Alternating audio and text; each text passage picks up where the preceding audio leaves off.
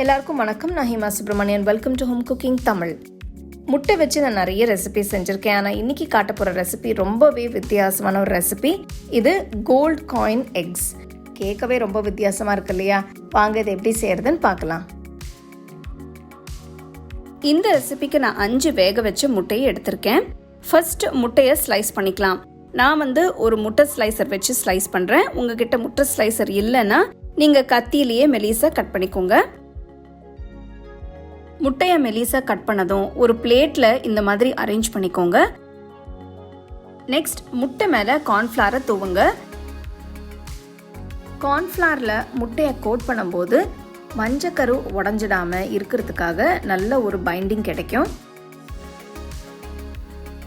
2 பக்கமும் மாவு நல்லா கோட் ஆகிற மாதிரி பார்த்துக்கோங்க. 2 பக்கமும் மாவு நல்லா கோட் பண்ணியாச்சு.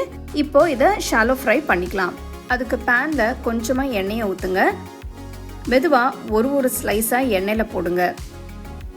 2 பக்கமும் நல்ல ஒரு கோல்டன் ப்ரௌன் கலருக்கு ஃப்ரை பண்ணணும்.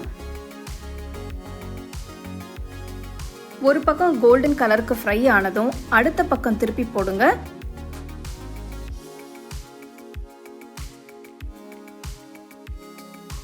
ரெண்டு பக்கமும் நல்ல கோல்டன் கலர் ஃப்ரை ஆனதும் எடுத்து தனியாக வச்சிருங்க.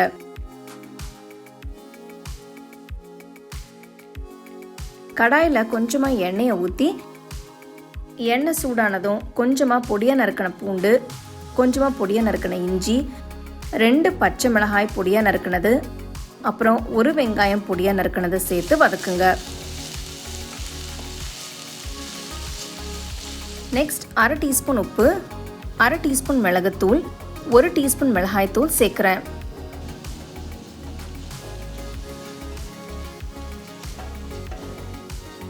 அடுத்து 1 teaspoon soya sauce, 2 teaspoon chilli sauce, 2 teaspoon tomato ketchup ஊற்றுங்க.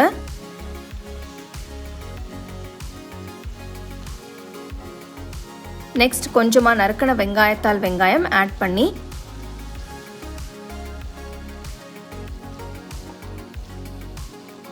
மெதுவாக ஃப்ரை பண்ண முட்டையை சேர்த்து முட்டை உடஞ்சிடாமல் லைட்டாக மிக்ஸ் பண்ணுங்க. பாருங்கள், சாஸில் முட்டை நல்லா கோட் ஆகிட்டு சூப்பராக பார்க்குறதுக்கே நல்ல ஒரு கோல்டன் காயின் மாதிரி இருக்கு இல்லையா? கடைசியாக கொஞ்சம் நறுக்கின வெங்காயத்தால் சேர்க்குறேன். அட்டகாசமான கோல்ட் காயின் எக்ஸ் சூப்பராக ரெடி ஆயிடுச்சு. நல்லா சூடாக சர்வ் பண்ணுங்கள். இது ஒரு நல்ல ஸ்டார்டர்னு சொல்லலாம். இதை நீங்கள் அப்படியே கூட சாப்பிட்லாம், இல்லைனா ஃப்ரைட் ரைஸ் கூட சைட் டிஷ்ஷாக வச்சு கூட சாப்பிட்லாம். அது உங்கள் விருப்பம்தான். நான் 2-3 முட்டை ரெசிபியோட லிங்க் டிஸ்கிரிப்ஷனில் தரேன். அதை பார்த்து நீங்கள் செய்யலாம். முட்டையை வச்சு ஏதாவது டிஃப்ரெண்ட்டாக ட்ரை பண்ணணும்னு நினச்சிங்கன்னா நெக்ஸ்ட் டைம் இந்த ரெசிபியை ட்ரை பண்ணி பாருங்கள். பார்க்கவே ரொம்ப அட்டகாசமாக இருக்குது. டேஸ்ட்டும் ரொம்ப அருமையாக இருக்கும். கண்டிப்பாக இந்த ரெசிபி நீங்கள் ட்ரை பண்ணி ரசித்து சாப்பிடுங்க. உங்களுக்கு இந்த ரெசிபி பிடிச்சிருந்தா லைக் பண்ணி ஷேர் பண்ணி ஹோம் குக்கிங் தமிழ் சேனலுக்கு சப்ஸ்கிரைப் பண்ணுங்கள். மறக்காமல் பெல் ஐக்கானை கிளிக் பண்ணுங்கள்.